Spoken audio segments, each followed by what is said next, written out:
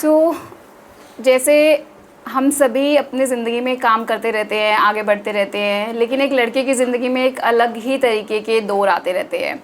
मतलब वो अपने हर मोड़ पे, हर कदम पे एक साथ चाहती है अपने मतलब प्रियजनों का, रिलेटिव्स का, सबका। लेकिन अनफॉर्चुनेटली या मतलब जो भी समझे, लड़की सिर्फ अपने एहसासात में ही घिरी रह जाती है और उसे शायद वो सपोर्ट नहीं मिल पाता है, और इस वजह से वो जो कर सकती होती है वो ना करके मतलब एक जो बेस्ट लाइफ या बेस्ट चीज़ें वो कर सकती है वो नहीं कर पाती है।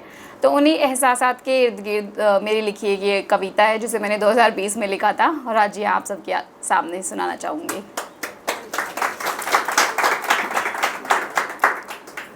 दिल वो याद है सपनों में जो कैद है, मधुर संगीत के साथ सा खुशबू से था महकता, चांदनी सा चमकता, बादलों सा गरजता, और बस यूं ही था हमेशा चहकता। फिर अचानक हुआ था बेजान सा, टूटा था जैसे तार सा, सूखे पत्तों की राख सा, कागज़ के छोटे छोटे टुकड़ों सा।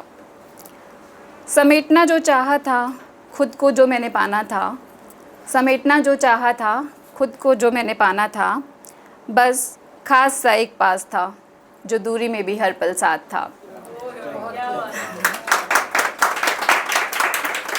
बस खास सा एक पास था जो दूरी में भी हर पल साथ था। ये उस इंसान के बारे में है जिससे हर लड़की हमेशा अपनी लाइफ में चाहती है कि इसका सपोर्ट तो मुझे हमेशा मिले। वो शख्स नहीं मेरी रूह था, मेरे दिल की धड़कन था, रात की परछाई सा चलता मेरे बाद था। जीवन के हर रंग से जिसने मुझे रंगा था, वो स्पर्श उसके हाथ का मेरी रूह में ऐसे बसा था। यहाँ तक सब सही चल रहा था, लेकिन आगे जाके एक लड़के के जीवन में उतार चढ़ाव आते रहते हैं, तो यहाँ भी कुछ वैसा ही हुआ। फिर धीरे धीरे उस धुन से निकली एक किरण थी, दी मेरे अस्तित्व को जिसने एक नई हस्ती थी। देखा मैंने उसके जीवन में मेरी क्या अहमियत थी, मेरी चुनी राह से उसे भी जैसे मिली एक उमंग थी। अचानक मुझे फिर लगा जैसे यहाँ फिर से उतार चढ़ावों की एक नई राह शुरू हो जाती है। तो अचानक मुझे फिर लगा जैसे इस सब में तो मैं अकेली ही थी, लगता था मुझे उसकी परछाई हूँ मैं, लेकिन मैं तो अपने ख्वाबों में बिल्कुल अकेली थी। अक्सर मतभेदों के दलदल में घिरी हमारे विचारों में एक अजीब सी दूरी थी। वो मधुर के संगीत साज सा मैं मानो एक अलग ही ताल थी। मेरे ख्वाब और उसकी इच्छाएं अक्सर लगे टकराने थे। वो कहता उसकी चुनी राह चलूं, लेकिन मैं तो पंख फैलाए अपने आसमान में उड़ रही थी। बातों में अब हमारी मिठास न रही, आँखों में अब बस कोरे सवालात ही रहे।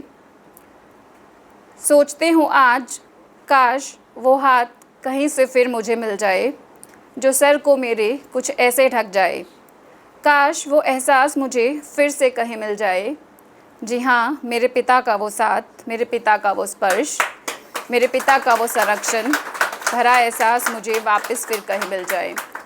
एक लड़की अपनी लाइफ में सबसे ज़्यादा अपने पिता का ही साथ चाहती है और ना चाहते हुए भी इन्हीं एहसासों में घिरी रह जाती है, क्योंकि एक लड़की अपने पिता के साथ बहुत ज़्यादा अपने आप को एक्सप्रेस नहीं कर पाती है। तो उसी के इर्द गिर्द मेरी ये कविता थी। उम्मीद आपको पसंद आई होगी। शुक्रिया।